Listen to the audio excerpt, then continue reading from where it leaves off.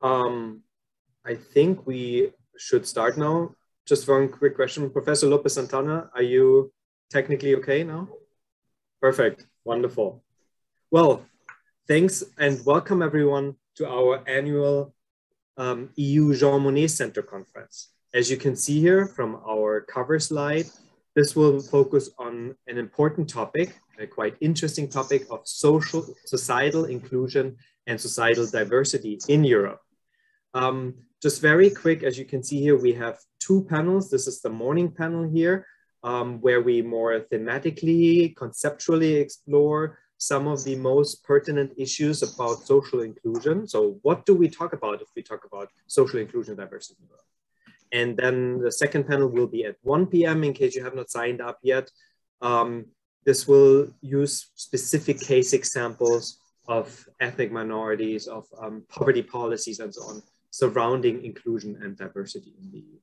So I'm happy to see that we have a number of guests from the US and elsewhere. My name is Marcus Thiel. I'm Associate Professor for European Politics in the Department of Politics International Relations at FIU. And I also direct the EU Jean Monnet Center of Excellence here at FIU.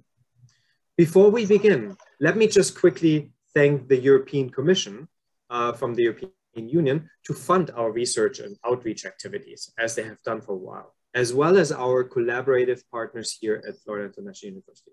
A particular thanks goes to the United States Jean Monnet network of centers and directors and chairs, and to my associate director, Madame Christine Cali Sanchez. And of course, a special thanks to our expert panelists here today with us, who can help us make sense of the complex realities that Europeans find themselves in an increasingly diverse Europe. So to start, dig into the topic, social inclusions in diverse societies such as Europe is not a new topic. It's really a perennial problem.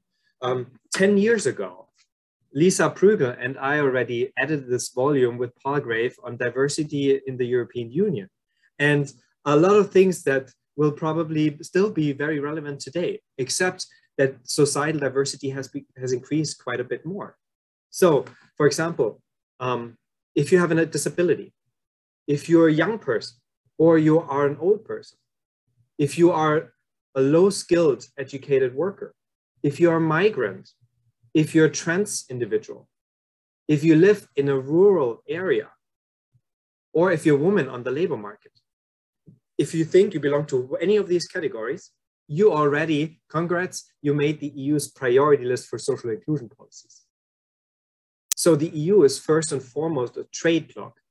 Hence, social questions traditionally have received less attention, especially given sort of the prevailing dogma of market primacy in the EU. But the EU is also more than that. And as such, the EU has aimed to develop protective and integrative measures to protect, for example, ethnic and racial minorities, gender, LGBT minorities, poor people, older and young people, as I said before, handicapped people. And as such, they try to support these populations, for example, when trying to find work, when trying to access public services, or in civil society more generally. Now, over the last few years, few developments changed the business as usual of social inclusion in the EU. Just to mention a few, for example, the UK's Brexit from the European Union meant that the departure of one of the EU member states that was more heavily focused on business first, social policy second. The refugee influxes since 2015, and now with the massive Ukrainian influx of refugees that we see, that pose new diversity challenges to European societies. And last but not least, of course, we cannot forget COVID-19, right? The pandemic and the social and political impacts of this drawn-out pandemic. So there's really a need to explore in more detail how social inclusion and increasingly diverse European societies fit together. And so this morning's panel, I'm excited that we have fantastic experts to help us explore a little bit more what that really means for Europe. So let's begin. I will introduce now each panelist, and they'll provide a short presentation in the area of expertise, followed by, at the end, at least 25-30 minutes of questions and answers. As I said before, please feel free to post your questions at any time in the Q&A box that you find here on the bottom. Let me start with the first presenter, Dr. Marieli Lopez Santana. Dr. Lopez Santana research and teaching interests are threefold. First, the politics and governance of welfare states in Western Europe and the United States. Secondly, the state's reactions to a variety of social problems, such as labor market exclusions, economic crises, and gang activities, for example. And thirdly, the politics, policies, and governance of multi-level systems, such as we can find in Europe. Her latest book was entitled The New Governance of Welfare States in the United States of Europe, between decentralization and centralization in the activation area, that was published with SUNY Press in 2015, and explores the contemporary changes in the organization of welfare states in Italy, Germany, Spain, the UK, and the United States. So you can see here, she's a perfect expert to talk today. Dr. Lopez Santana received her PhD in political science from the University of Michigan. Prior to joining George Mason University, where she is now associate professor and director of the graduate program, she was a Max Weber fellow at the European University Institute in Florence. In addition, she received a Erasmus Mundus visiting scholar grant at the Institut Barcelona de Estudios Internacionales, and she has been a visiting scholar in a number of places across Europe, from Stockholm all the way to Brussels. With that being said, I look forward. Thank you very much, Professor Lopez Santana, and we look forward to hear your presentation about understanding social inclusion, challenges to the welfare states in the 21st century. Thank you.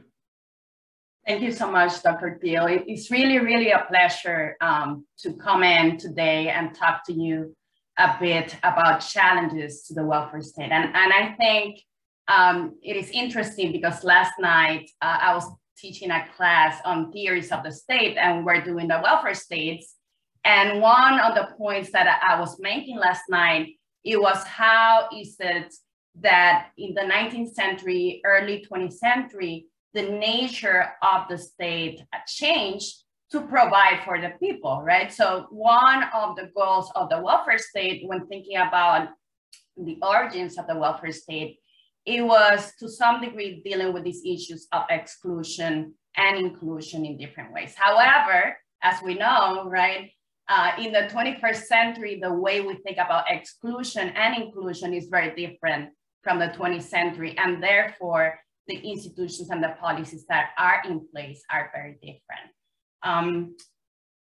It's been close to 20 years since I, for the first time, stepped into the commission to do some interviews for my dissertation.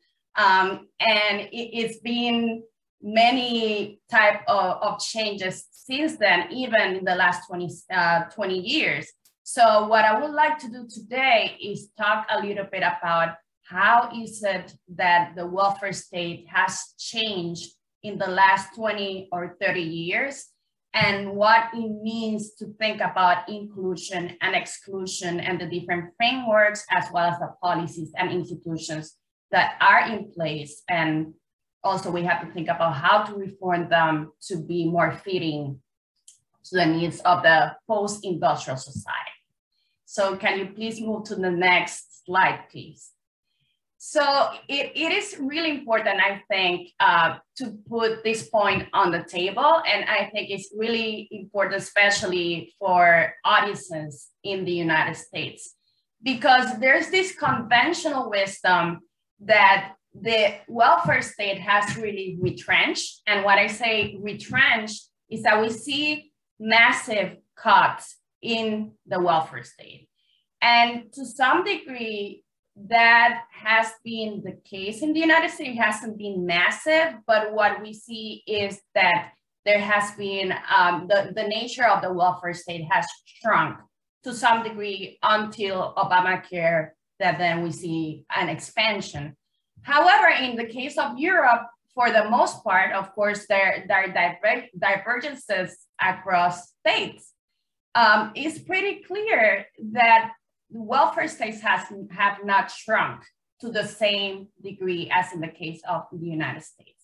And here you can see some data you can see that the blue bar is spending in 2019. So what I want you to do is to pay attention to the triangle, or the triangle is 1960, and the square or the dot is 1990.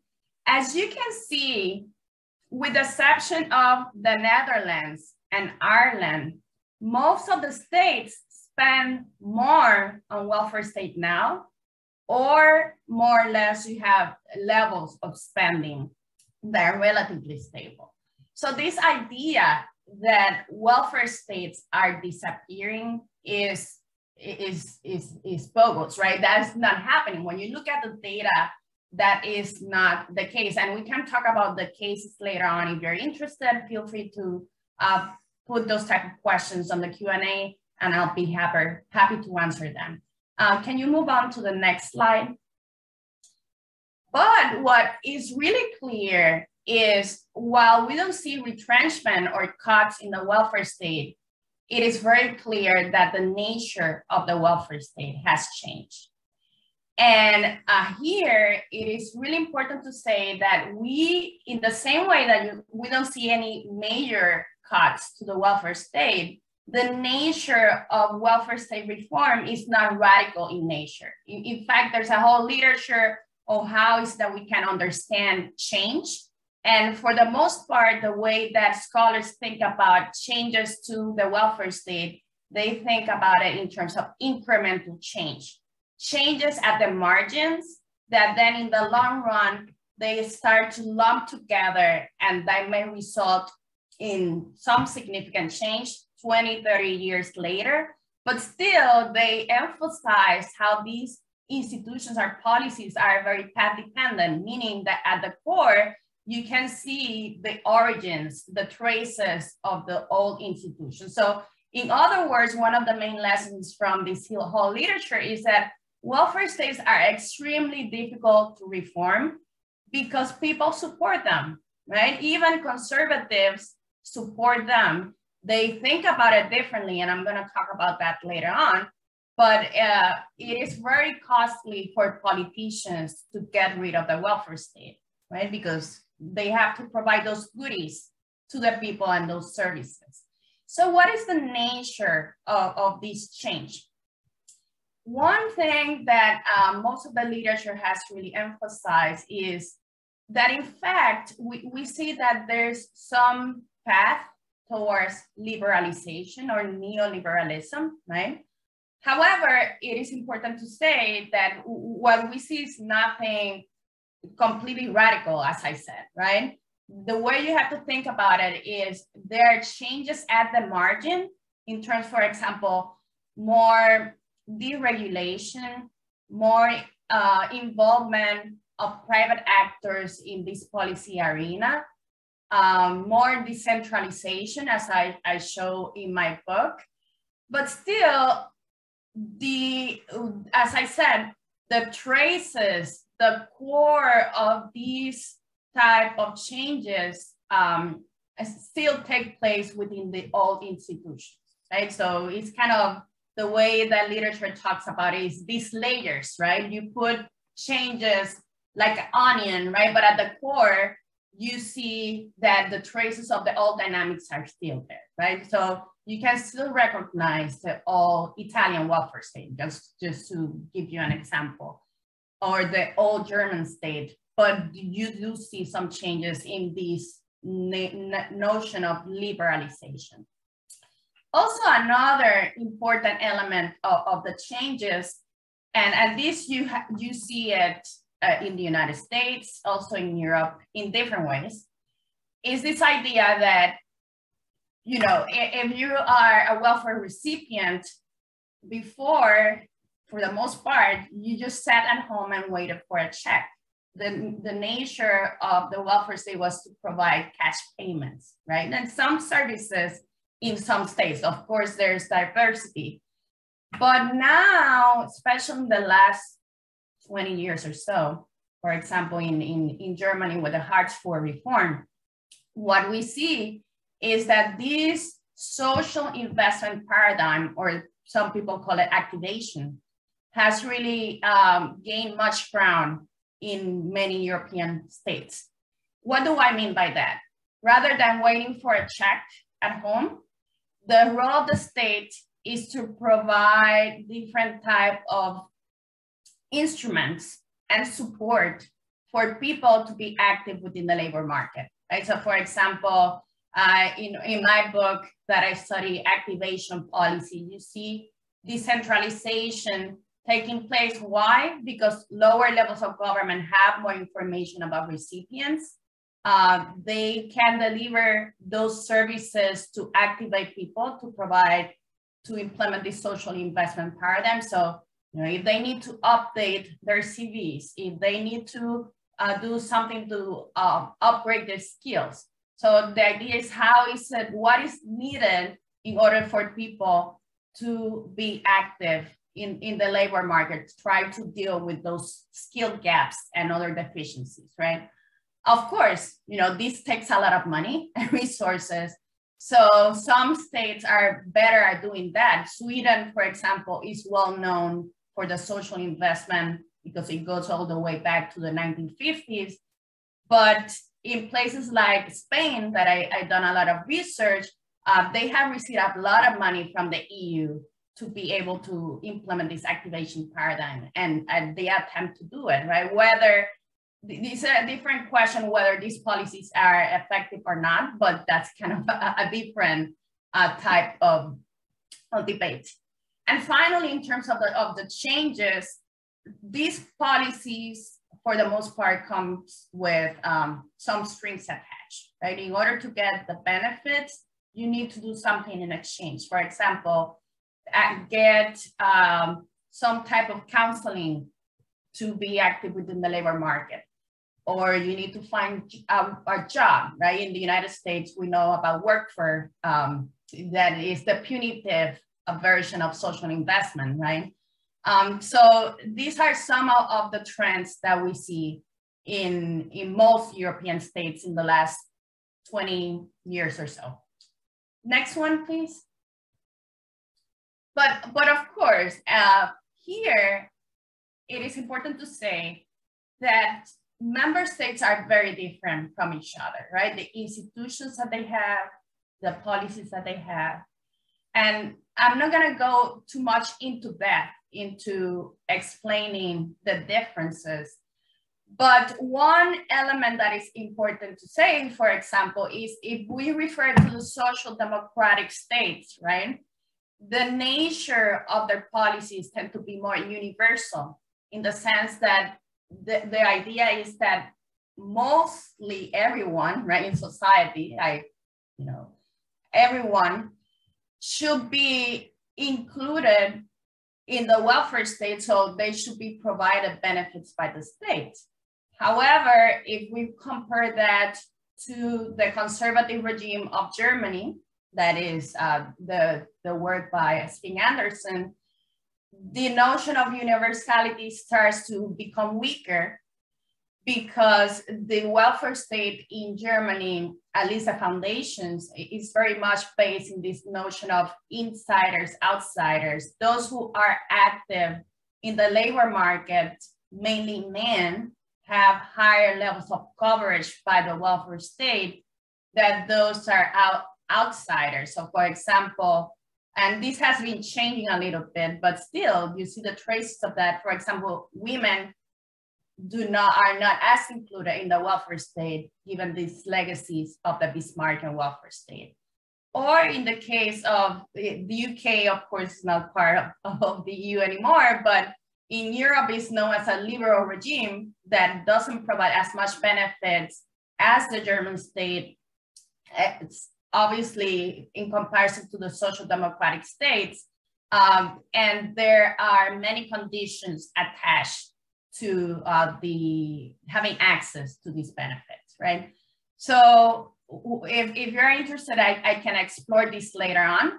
But what you need to understand is that there are differences in terms of how is it that the state includes different populations, right? So for example, in the social democratic regime, women are highly, there are very nuances included in terms of the provision of benefits, but Southern European regimes have more trouble with that, as well as the conservative regimes. In the Southern European regimes, the issue is more salient. In the liberal regime, the benefits are very meager and being tested. So in that way, what I'm trying to emphasize is how we think about social exclusion. How is it that these institutions tackle that? It's very diverse within Europe, right? So it's not a formula when we say the European welfare states, right? So let's move on. Now, so thinking about the pressures to the welfare state in the last 20, 30 years, and one that is very obvious is this issue of population aging that, for example, Japan also is dealing with, or to some degree, many people are saying that in the US, increasingly we're dealing with that problem, especially for women. So if you look at the data here, and the dark bar is 2016, the light one is 1996. So you have 20 years difference, right? If you look at the bottom, which is 5 to 9, so very young children, you can really see that the difference for both men and women in terms of now we have less, the population in that age group is smaller, right? But compare that to the top, these 80 to 84, you can see that the population of older people is larger, right? So what does it mean, right? Is that now compared to 20 years later, people are living longer and having less children, right? So in terms of the welfare state, this is really important, right? Because if people are living longer, then they have access to benefits for a longer period of time. Think about pensions, right?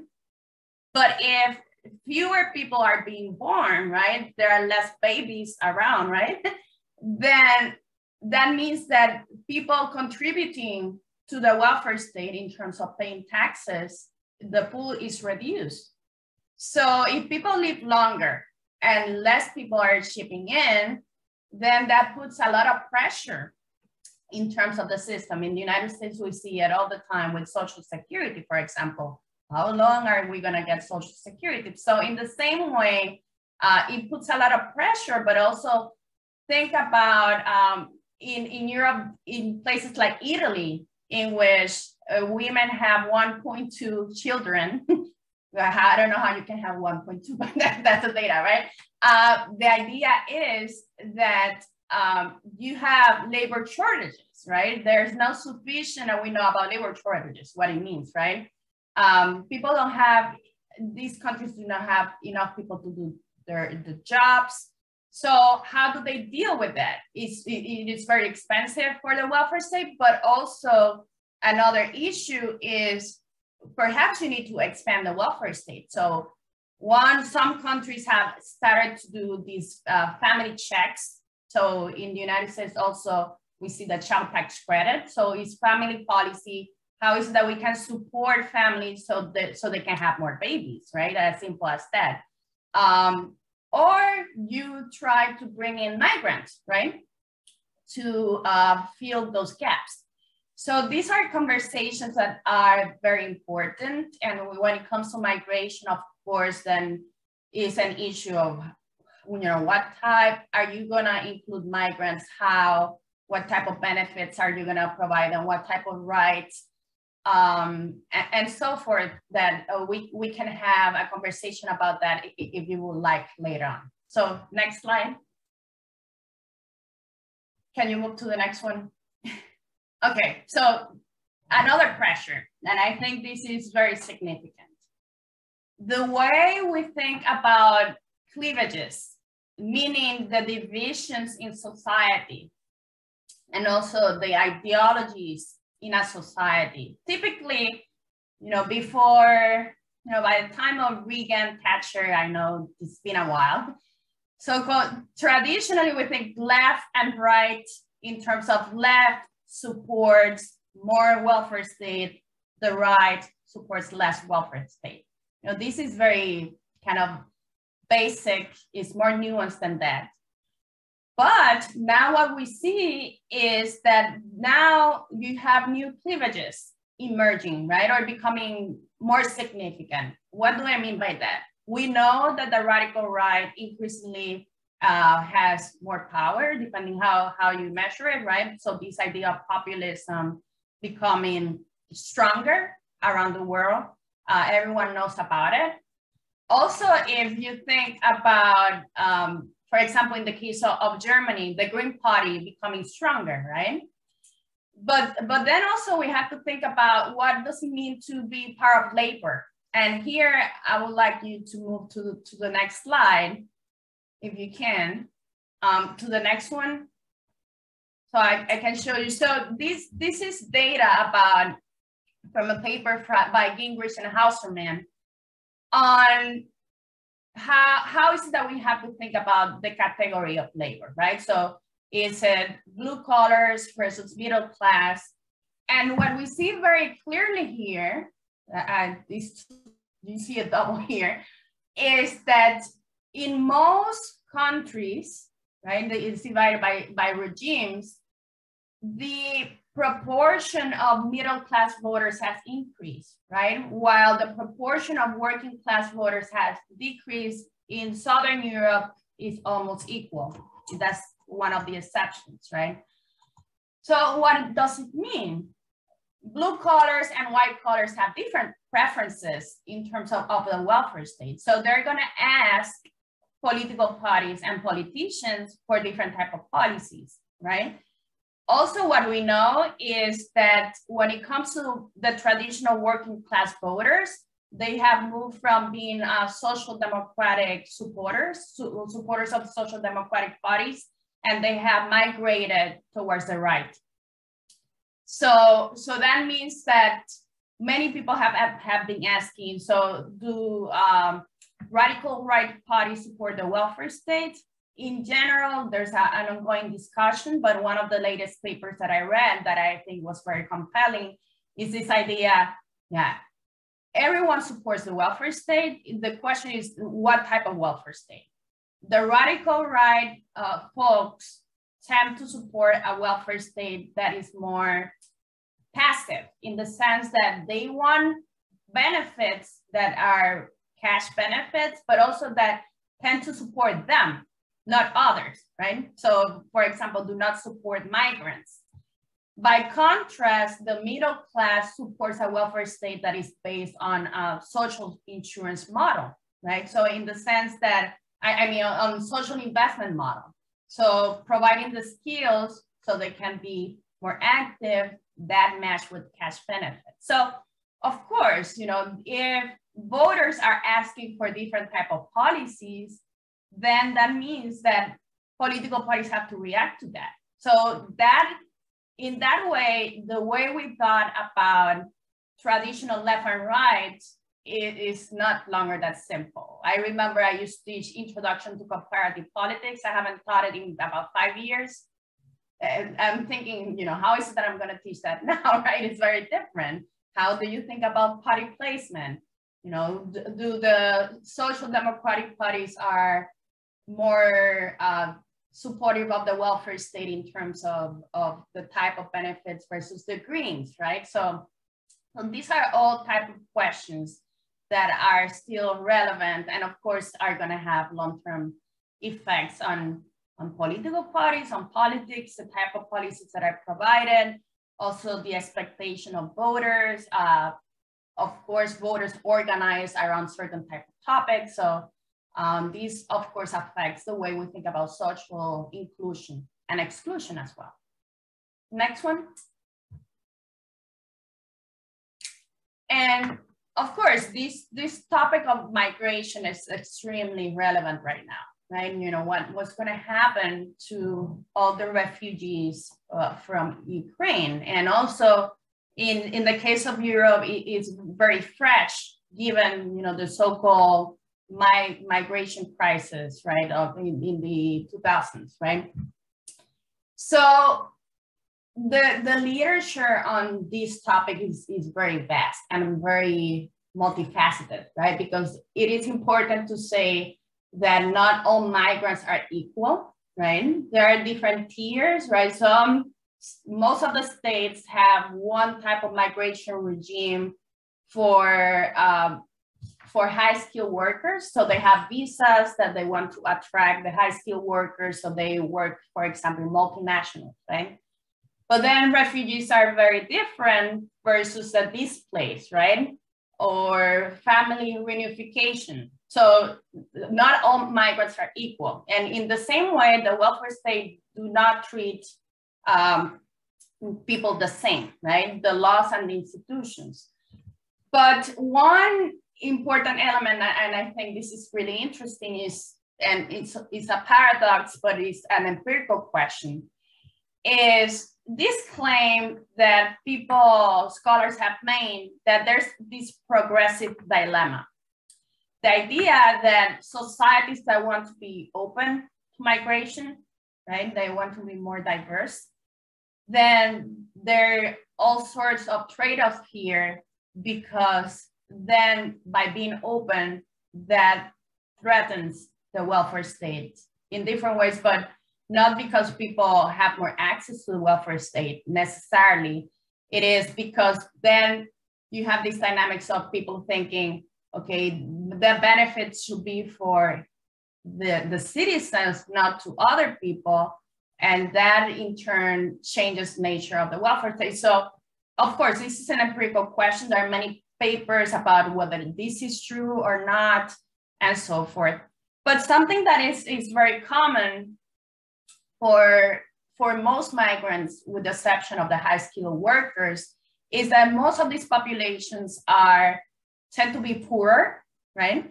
They tend to be highly excluded, and also they tend to be part of the so-called precarious labor markets, right? So those that do not have many benefits, coverage, they have a lot of insecurity, etc., right? So this is very common, but based on the research that I took my time for this one, just to update my knowledge, it seems that the way, based on the research, the best way that states can deal with this issue, right, of how to include migrants to reduce poverty, activate people, all sorts of positive outcomes in the long run, is to provide migrants rights as soon as possible, right? Because if you think about a refugee, for example, it might take years for a refugee to get the application process, right? And during those years, perhaps they don't have access to many benefits, right? So they live under poverty. They might not have access to the labor market. They will have to do other type of jobs. So one lesson that the researchers have really put on the table is, if you grant those rights as soon as possible, right, then overall that leads to better outcomes in the long run. Okay, next one. Next one.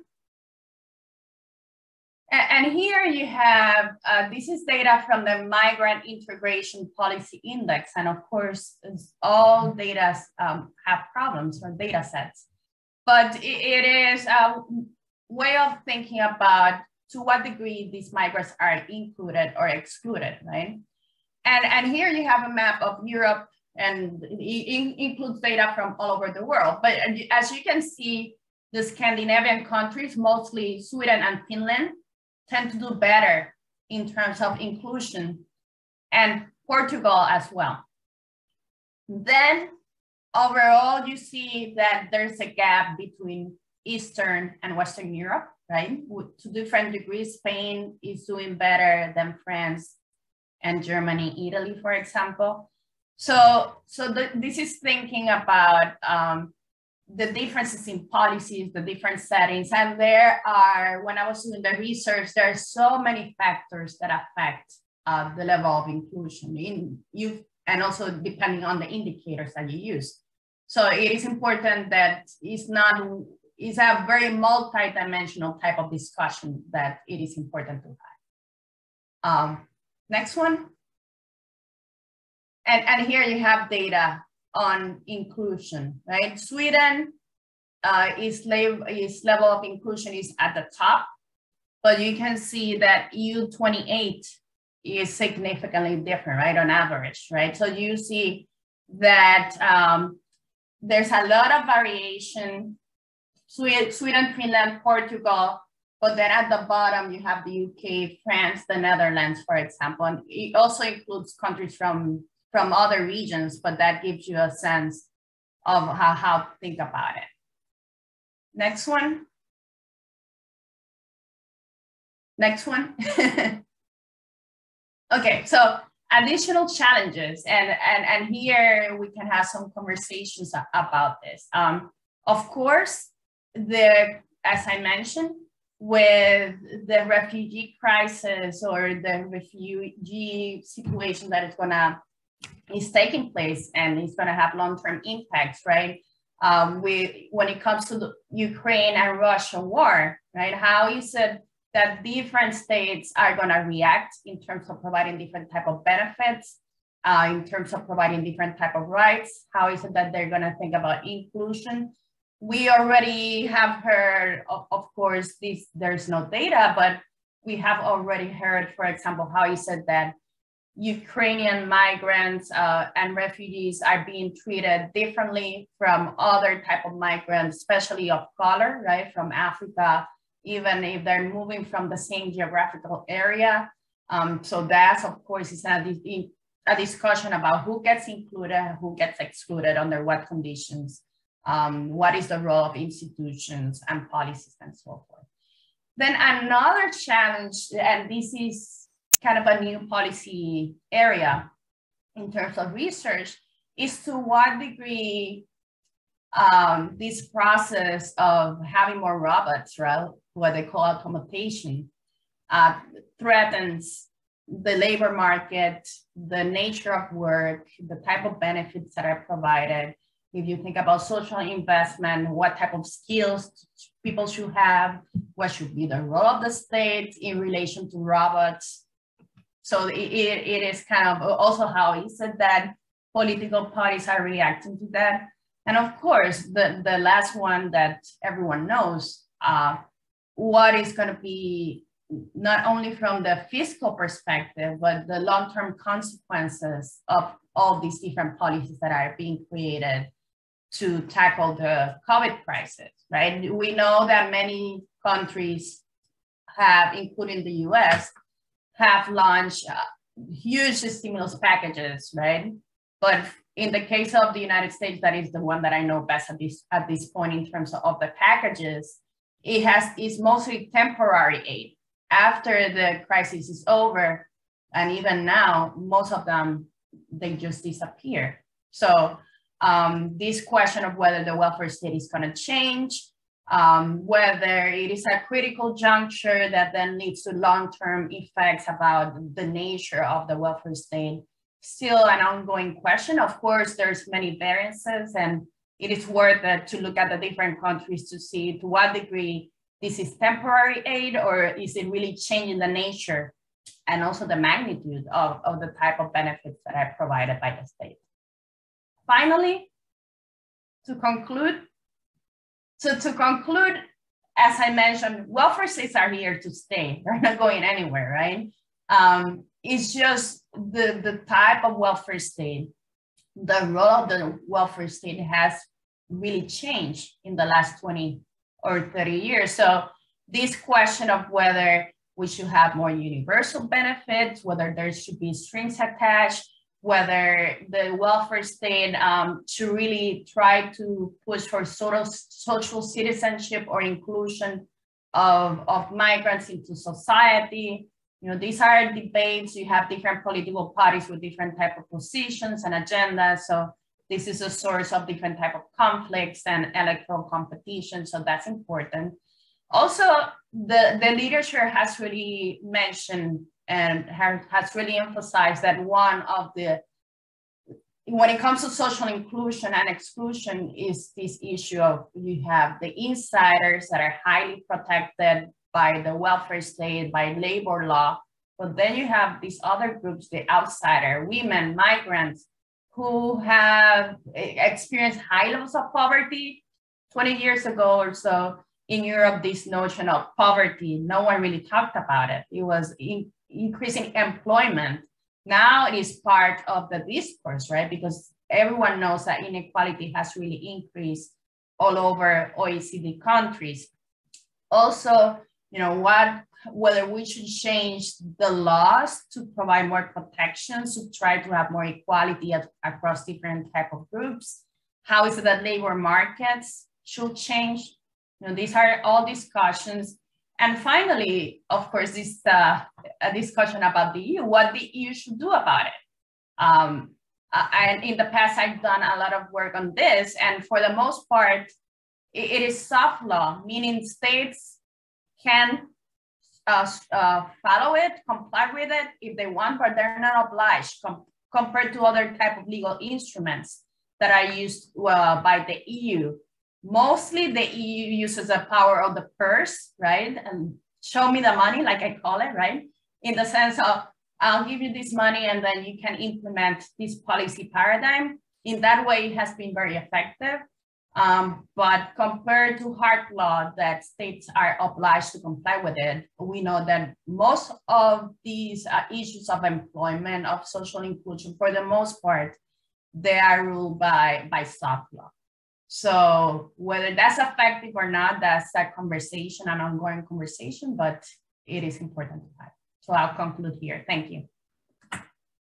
Great. Thank you so much, Professor Lopez-Santana. I think that was a good introduction, and I already have a couple of questions, and I see that there's already one question there in the Q&A box. So I would ask our audience to not be shy. Please just post your questions that you may have at Professor Lopez-Santana and now at Professor Joyce Marie Mooshaven at the Q&A box, okay? I also want to let you know that our third presenter on the from the European Youth Forum, she got sick. She let us know kind of last minute, so we're not able to find a replacement. We may end up a few minutes earlier today, but I would think there's a lot of questions probably that we want to discuss later on. So we'll see. Anyway, now we're moving to a different topic, but also a very important one, probably the most important minority. I don't even know if it's a demographic minority or majority, and that is women. Oh, I can see your head already shaking. So Professor Joyce Marie Mooshaven, she's an expert really on gender policies in the European Union, in member states, as well as on the EU level. She received her PhD from Indiana University in 1981. She's a Curator's Distinguished Professor of Comparative Politics, Emeritus Professor at the University of Missouri, St. Louis, and now an adjunct faculty member in the BMW Center for German and European Studies at Georgetown University. She also serves on the International Advisory Board of Gender 5+, which is an EU-based feminist think tank. She has spent 18 years living in Germany, researching there. Her early work focused on social movements, the peace movement, ecology movements, feminist movements, and so on, but also on German national identity, the German unification and question of identity. She then moved on to European level developments, citizen migration policies, women's leadership, Euro-Islam debates, and comparative welfare state reform issues. She has too many publications to really list them all, but so I'm just picking up the ones that are kind of interesting for the topic here of social inclusion, societal diversity. And here there's the book on the changing faces of citizenship, integration, mobilization among ethnic minorities in Germany. Then a later one, gendering the European Union, new responses to old democratic deficits with Gabriele Abels. And she's also one of the few selected people who actually wrote a biography of Angela Merkel. And so in 2017, she published Becoming Madam Chancellor, Angela Merkel and the Berlin Republic, that came out with Cambridge University Press in 2017. I'm also excited about her current project, where after Angela Merkel, she is now looking actually at the other woman in Europe in charge, and that is the European Union's European Commission President, Ursula von der Leyen. So she just began work on a new book tentatively entitled From Mutter der Kompanie to Madame Europe, Ursula von der Leyen and the Pursuit of Gender Equality, that hopefully will come out next year. Professor Mushaven has secured numerous international grants from the German Academic Exchange Service, the German Marshall Fund, the Fulbright Foundation, the Ford Foundation, the Alexander von Humboldt Foundation, and she spent time as visiting scholars at the Chinese Academy for Social Sciences, the Central Institute for Youth Research in East Germany when it still existed, as well as universities across Germany. She's commonly known as Dr. J. So Dr. J, the floor is all yours, and I look forward to hearing from you. Thanks for being here. Thank you for that kind introduction, Marcus. You know, you always learn this way what people are going to say about you when you're dead. So I find that kind of an interesting moment. And I'd much rather be with all of you with palm trees in the background rather than in this gray environment. But let me apologize in advance. They've been jackhammering on my building now for 2 weeks. So you may hear some background noise that I can't do anything about. I would like to begin with the idea of what is social inclusion. I mean, people have been using that term a lot, but I don't think that there is a kind of official EU definition of it, but let me just kind of reduce it to the basics. I think that social inclusion means the enjoyment of equal rights, which therefore allow you to participate as a full member in all aspects of economic life, social events, in the participation in the political system. In short, it implies that equality is the foundation for social inclusion. Now, we can also debate, as feminists have done for over 40 years, what does equality mean and what are its prerequisites? And there is really no group beyond EU feminists who have spent more time thinking their way through this topic. And this topic has also gone through historical phases, 3 phases of the women's movement, as it were, but these are also being reflected now in the evolution of EU policies dating back to the 1950s. I like to start with this intro photo of Ursula von der Leyen because there's a tendency, particularly among younger people, students in particular, to look at the glass as only half full, and my generation now sees it as more than half full rather than half empty, because we know what it was like. We were part of the battles and the struggles, particularly in the 70s, 80s, and 90s in the European Union. So if I look at the first photo of Ursula von der Leyen, you see that she is a mother of 7 children, and B, she was also trained as a medical doctor. Now in the 1950s and 1960s, all the way into the 1970s, actually, someone like her would have been expected to simply quit her job the first time she had a child and then stay home and be a loving wife and mother, supporter of her husband, who's also a medical doctor. In fact, until the late 1970s in Germany, you had to get the permission of your husband in order to become part of the paid labor force. And then the first question they would ask you on the job is, well, who's going to stay home and take care of your children? We also see then this later photo of Ursula von der Leyen as the first female defense minister in Germany, the first ever. She was appointed to that position in 2013. Ursula von der Leyen is the only person to have served in all 4 Merkel cabinets, and those 2, we could argue, were quite a good team, even though their styles were very different and their approaches to some of these issues, Merkel being more hesitant in some respects, although some of these things were more natural to her, having grown up in the GDR. So von der Leyen has gone from being a woman with 7 children who would have needed her husband's permission, and of course would have had no place to take care of her children anyway, to being the nation's first woman defense minister, and now becomes the first female president of the European Commission. So that should tell you something about how far women have come as a consequence of many of the gender equality policies in the EU. Next slide, please. Well, I won't spend a lot of time on these, but these milestones in the gender acquis actually reflect the 3 stages that I will then consider to some extent And it all began with Article 119 in the European Economic Community Treaty, the so-called Rome Treaties of 1957, mandating equal pay for equal work. Now, don't get the idea that the founding fathers of the EU, of the European community back then, were really interested in gender equality. That clause was put in there because France and Belgium were competing in the textile domain, and the French, who had an equal pay law, were afraid that if they did not require all the other members of this founding community, especially Belgium, to pay women and men equally, then Belgian textile factory owners could pay their women less and therefore have a competitive advantage, sell their products more cheaply. So this one little clause makes it into the 1957 treaty, and out of this treaty, many branches grow. But until we get to the 1990s, all elements of gender equality policy must be directly connected to the paid workforce. And as we will see in going through these three stages quickly, that doesn't include 90% of women's real lives, because yes, they go to work and have their paid jobs, but then they come home and they have a whole lot of unpaid work to go along with that. Next slide, please. All right, let's start with phase one, equal treatment. And this should be familiar to us if you have any kind of association with equal pay laws in the United States, et cetera.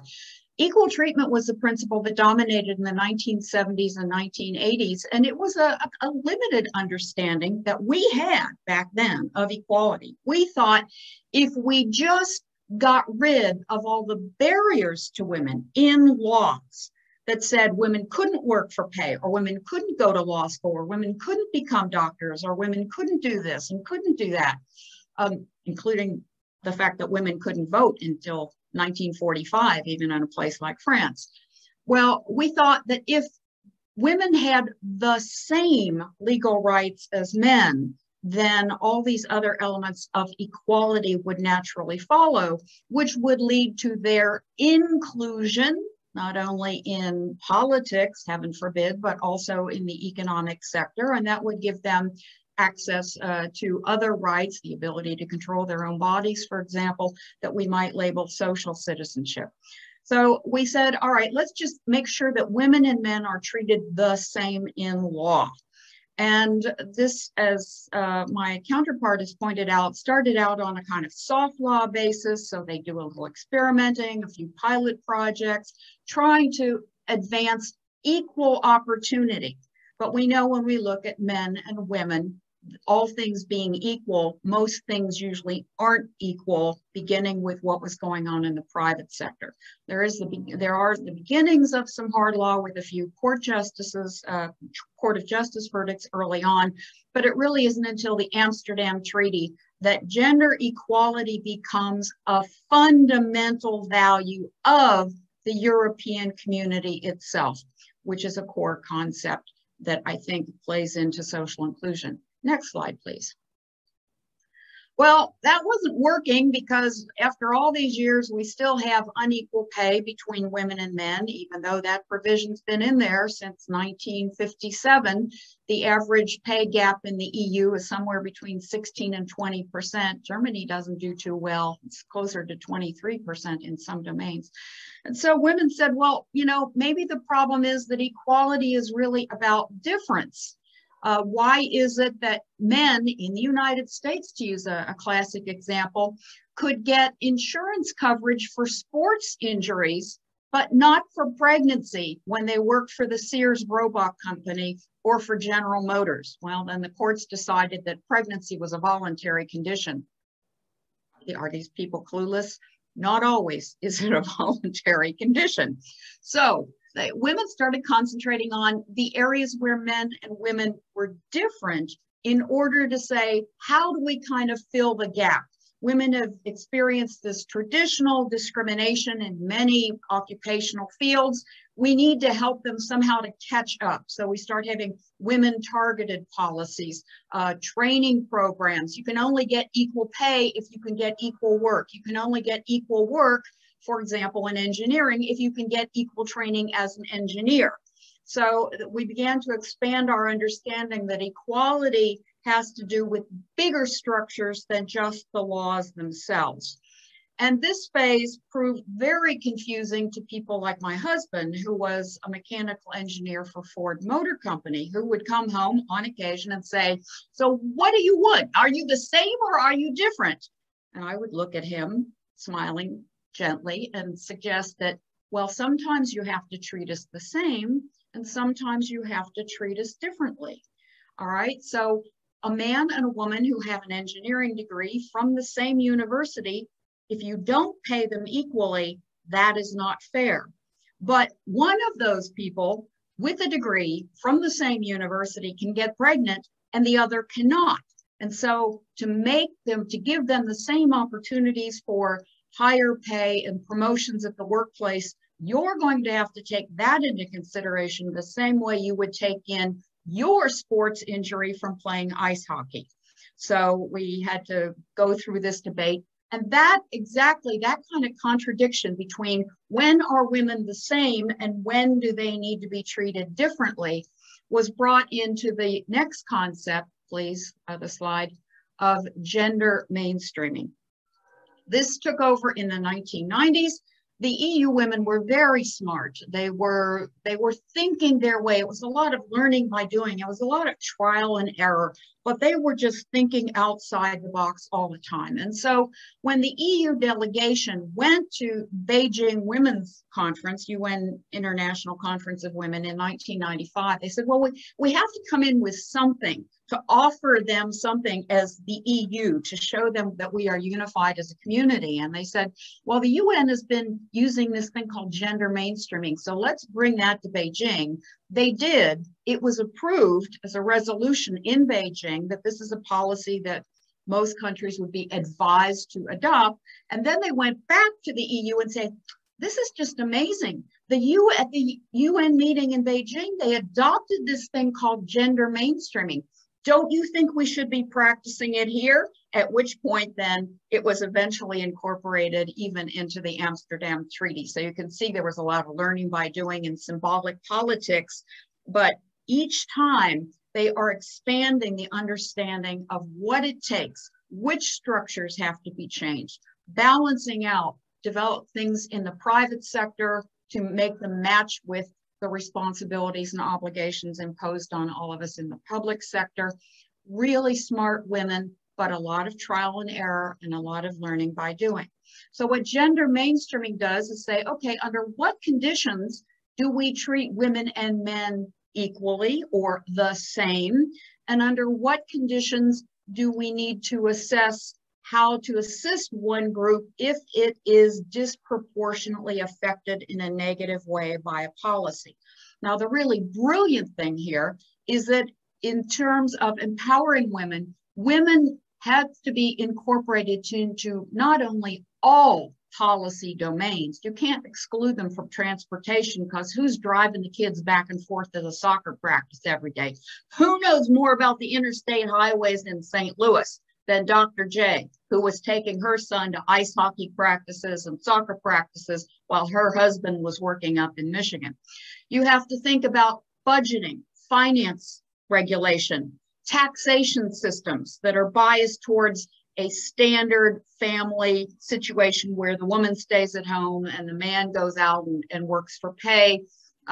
Those tax burdens are much lower than if the man and woman are both earning the same amount of money in full-time jobs, and suddenly they have higher tax burden.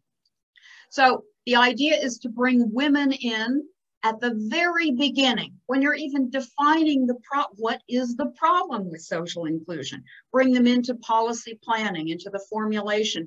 Just being able to say thumbs up or thumbs down in a legislative body, that's not real power. It's defining the problem. And then the implementation and monitoring. Now, this is the approach that the EU is supposed to be using across the board. And all I can say here is that the EU does not always practice what it preaches, but that's a problem we see in all domains of life. So budgeting has yet to really practice this. There's still a big gap in the areas of foreign and security policy, But believe me, I think these are going to change now that we have this new female head of the European Commission. Gender budgeting would be another step. We're not quite there yet, where every single budget has to be examined to see whether women are being included in a fair way in budgetary allocations, et cetera. Now, why do I go through all this in such detail regarding women? Because I would argue that other groups, whether it's persons with disabilities, sexual orientation, race, ethnicity, religion, backgrounds, all these groups have learned from the tactics and the conceptual experiences of feminists, and they are now being incorporated into these strategies under the rubric of intersectionality. Feminists were the first to come to terms with the idea that not all women look alike, not all women face the same problems. And so intersectionality entered into the discussion in a really concrete way in the early 1990s. That is now filtering through all of these policies so that all of these other minorities eventually will begin to benefit by following these kinds of models. Could I have the next slide, please? We're still very far from the finish line, so let's just, Marcus, I will leave all these slides with you, and if someone wants greater detail and needs to read the fine print, they can do that later on. Next slide, please. Next slide, please. All right, now we get to the important stuff. In July 2019, von der Leyen had to give an inaugural speech, or actually a candidate speech, in front of the European Parliament. And even though the Greens and the SPD were irritated with her and didn't want to vote for her because of the way in which she had been nominated, her very first speech was just packed with equality goals and promises. And those of us who've been in this business working on these kinds of issues for, well, let's just say a few decades, we're just dumbfounded. I mean, we wanted to get out our champagne bottles and say, hot dog, equality is almost here. We're getting to the finish line. And yet younger women were saying, well, she didn't say this and she didn't do that. She didn't do the other thing.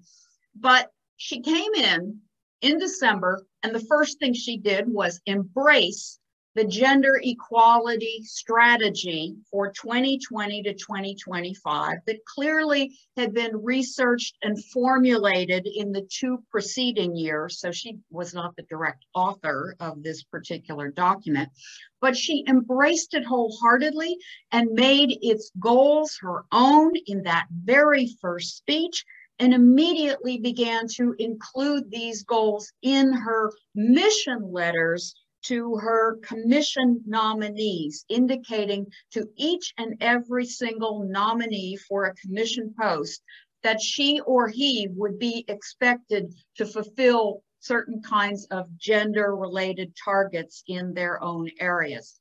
So having embraced this, Gabriela Abels and I went to Brussels.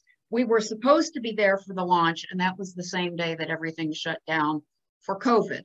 So we did get to meet the new Gender Equality Commissioner, Helena Dalli, at a Politico event that hadn't been quite shut down. Champagne, the whole thing. We were celebrating gender equality is on the doorstep. We can see it. We can almost feel it happening now.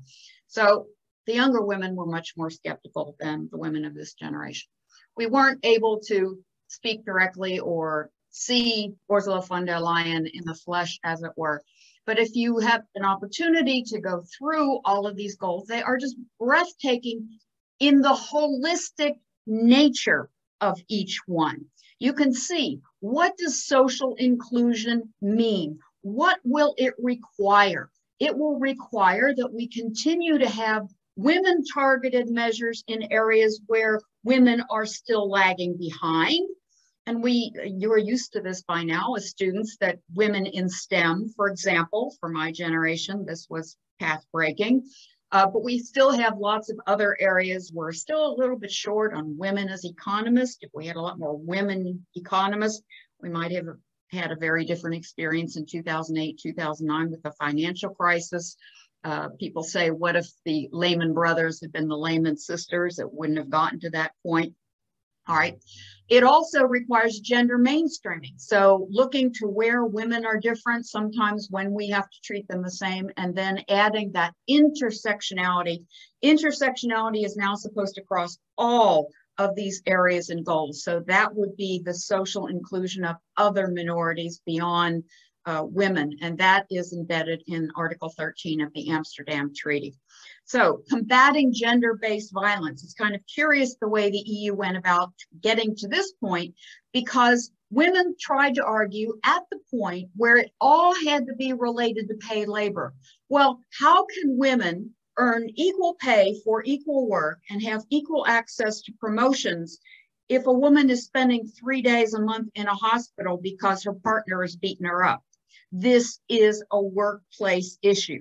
How can women earn equal pay and achieve promotions if they are being sexually harassed and go into work every morning feeling sick to their stomach, not knowing how to deal with their boss or their coworker over there?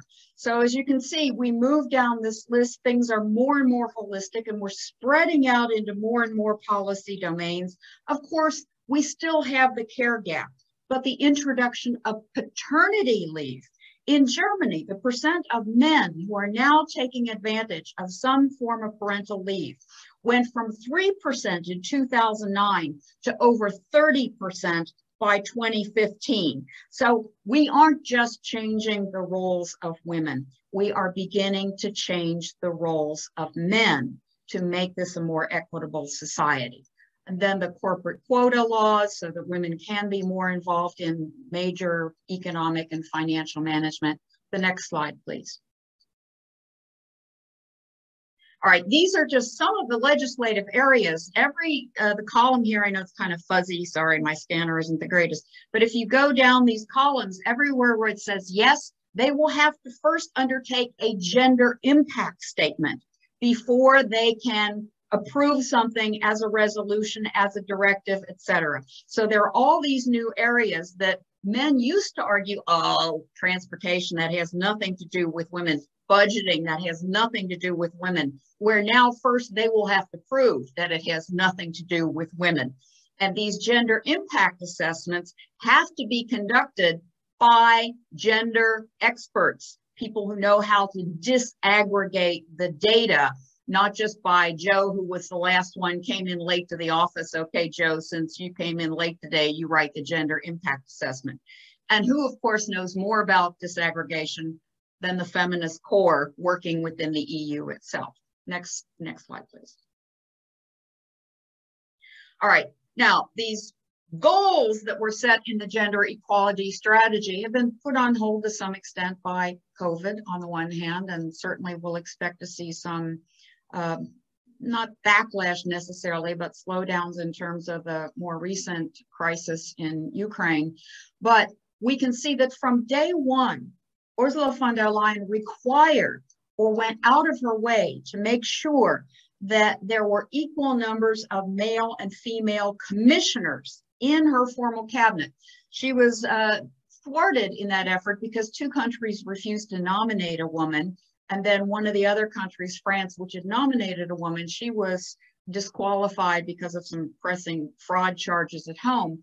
But in her mission letters, von der Leyen then asked each and every one of the commissioners to make sure there was gender parity or close to gender parity in their personal cabinet, their advisory groups. She achieved 44%. And in feminist circles, that counts as near parity. That is the most women who have ever been in an EU commission. Pay transparency, forcing corporations, for example, to publish their salary data so that people can see who's earning more for what particular positions. Tougher anti-discrimination legislation, gender balance on company boards. This is very important. Criminalizing domestic violence and putting that into the EU treaty as a fundamental right to be free of domestic violence, sexual harassment. It's going to take a while to get there, but at least she's got the goal. Protecting all kinds of minority groups, as I said, through many of these intersectionality policies, and reforming taxation systems across Europe. Next slide, please. All right, now she wrote these, I don't know if you can probably see Dolly's picture up here. I've got everybody else's little photo on the side, but von der Leyen, even though she's a conservative, CDU, mother of 7 children, was the first one to appoint an EU commissioner focusing specifically on equality. And these are just some of the things I took from the 2-page mission letter that von der Leyen sent to Dolly, inviting her to become the Commissioner for Equality. And there's almost direct quotation from Article 13 of the Amsterdam Treaty: no discrimination on the basis of sex, racial, ethnic origin, age, disability, sexual orientation, or religious belief.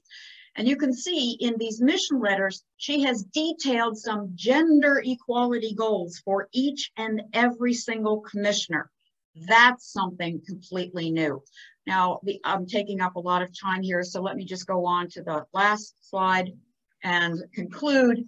We had, as Ursula von der Leyen became the first female president of the European Commission, as I said, at our end, there were a lot of bottles of champagne being opened up and people were posting, cheering each other on, virtually at least. Now, I think that sometimes we tend to overestimate what women will be able to achieve. It's kind of funny, it's almost like a form of reverse discrimination that we seem to hold women leaders to higher standards. We expect them to change a lot more for equality and for women than we would ever expect men to achieve in that domain. Ursula von der Leyen has a lot of great goals. She refuses to say she's a feminist, but I think everything that she is preaching out there is pretty feminist in its orientation.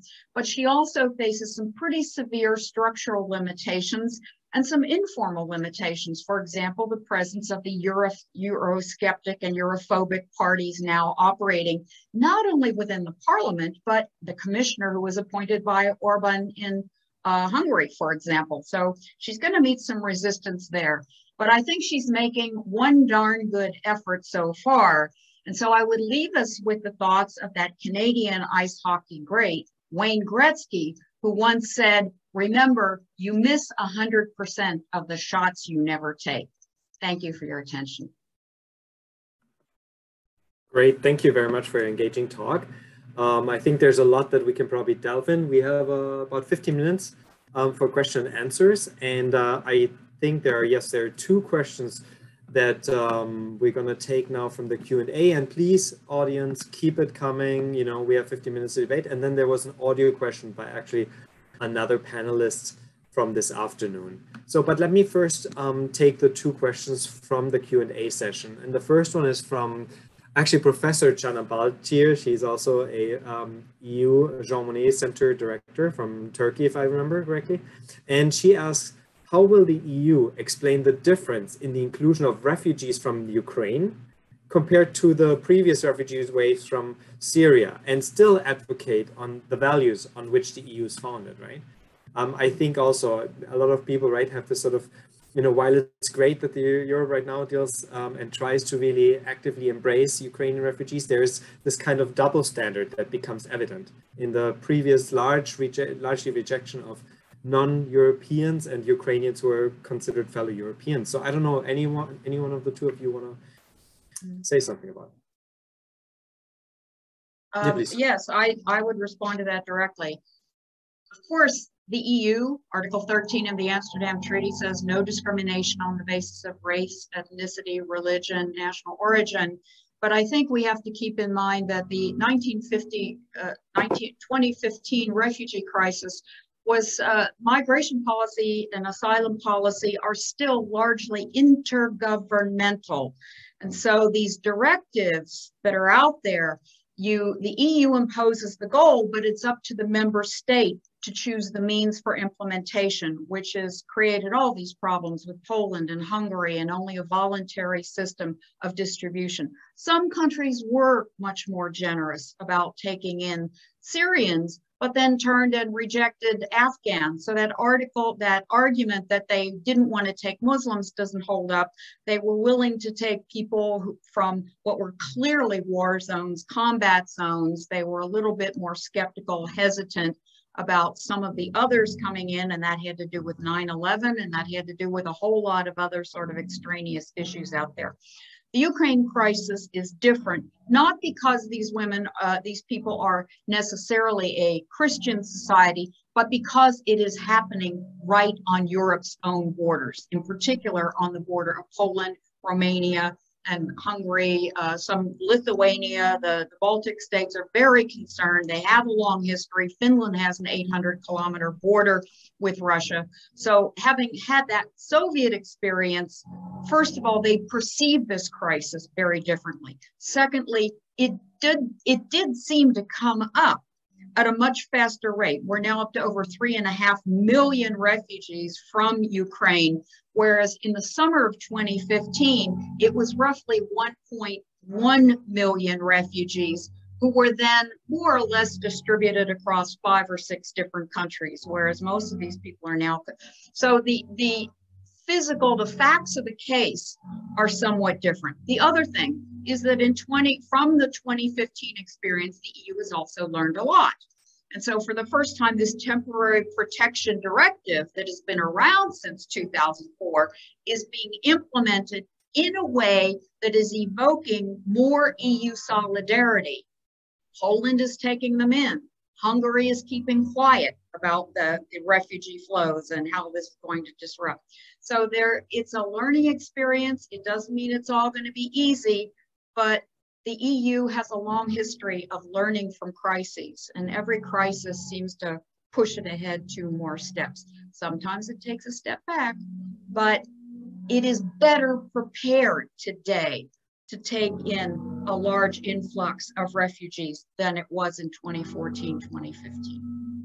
Thank you. And if I just may add on for a second, I always, as a political sociologist, make a difference also between the governments and the people, right? And you saw that European civil society across the board was much more welcoming in aiding refugees, no matter if it was 2015 with Syrians and later on with Afghanis, or now with Ukrainians. For European civil society groups, it doesn't make any difference. But, I am also worried about Poland, the Polish government, which is a conservative nationalist, far-right government, now suddenly all appearing in a great light, right? Because they're accepting big numbers of refugees. So we need to keep also that distinction in mind.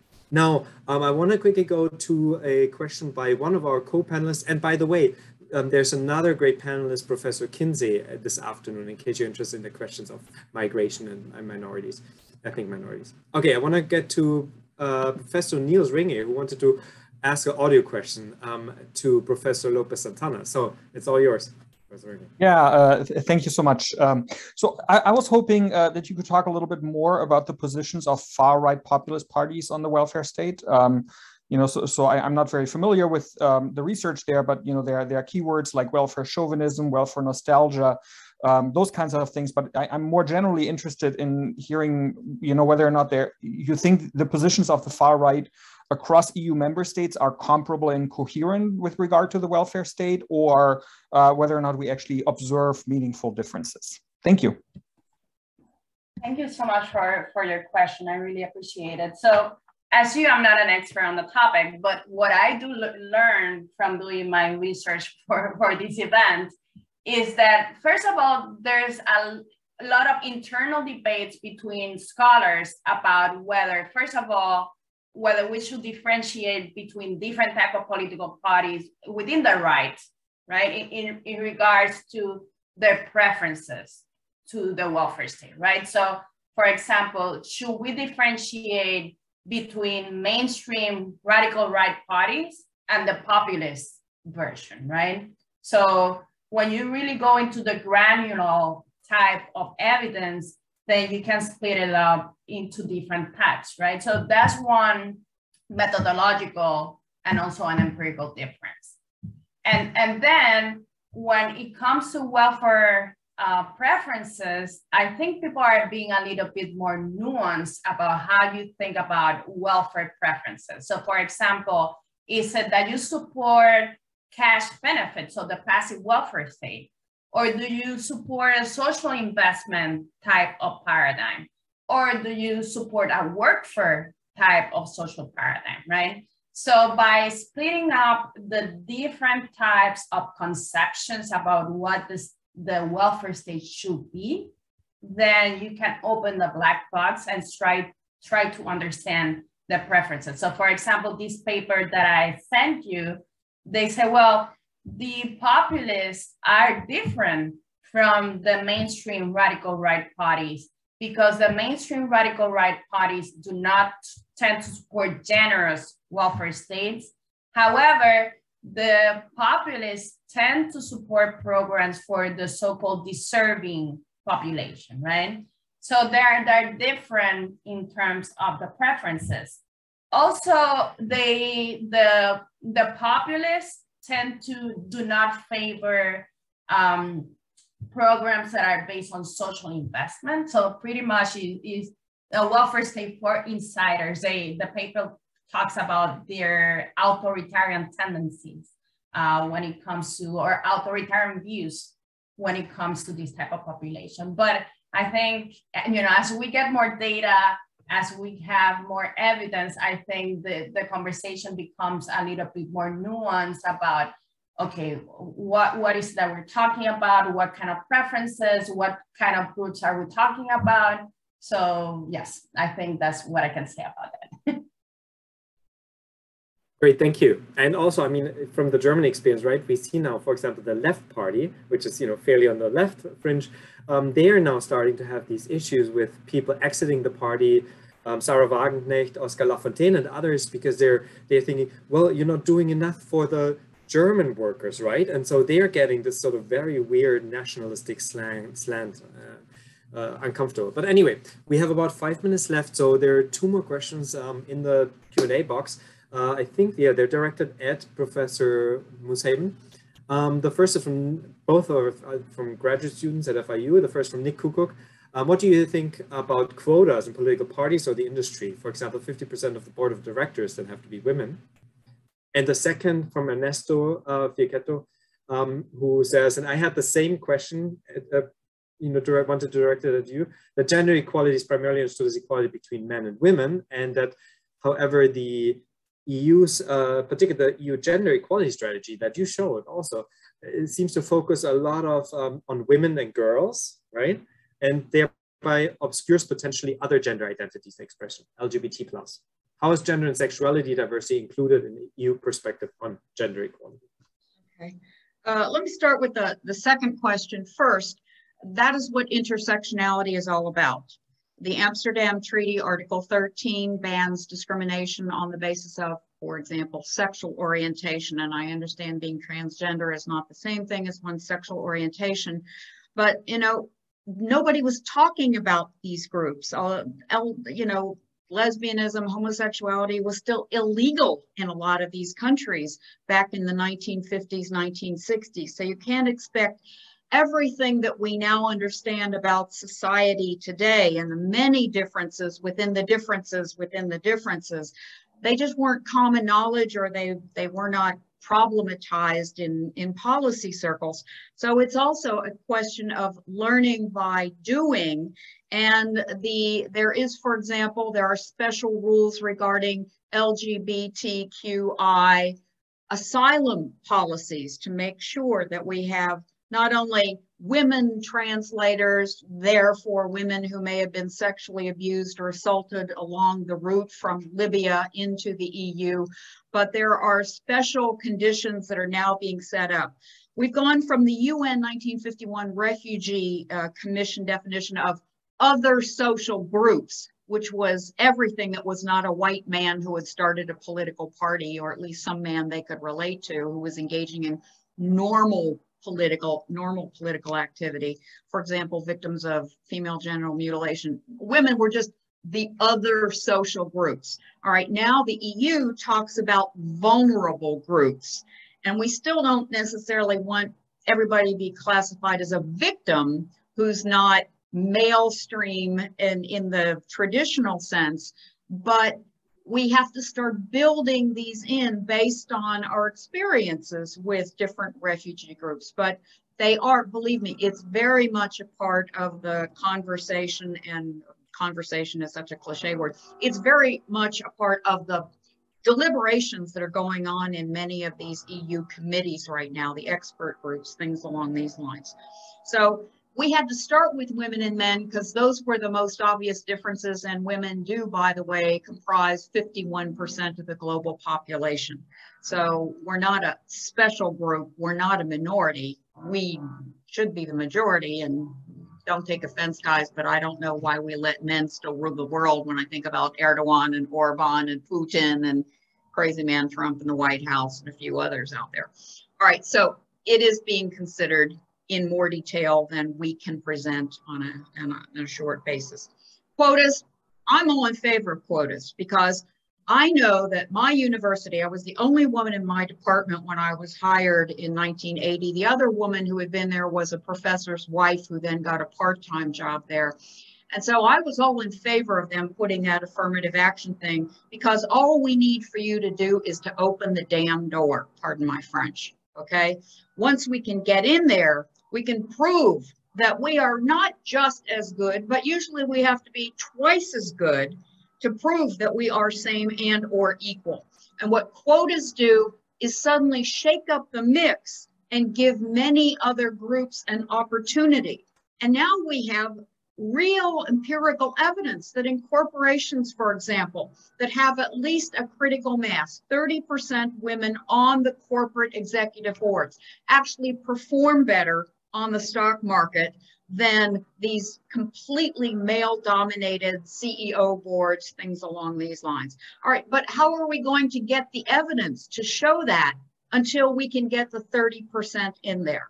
So it doesn't, quotas don't work in the United States, and people misuse that term because we don't have proportional representation. It's impossible to do it in a two-party winner-take-all, Tweedledee, Tweedledum kind of a system. But having proportional representation and looking at corporate boards, my son is a straight white guy who's a mechanic, who's a structural engineer, and I said, just wait.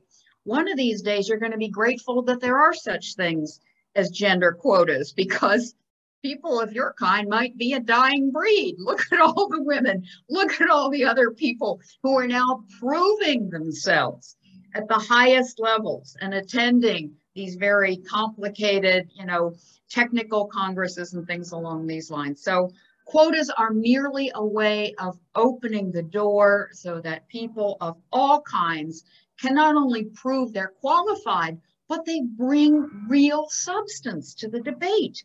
We don't have to go back and correct everything.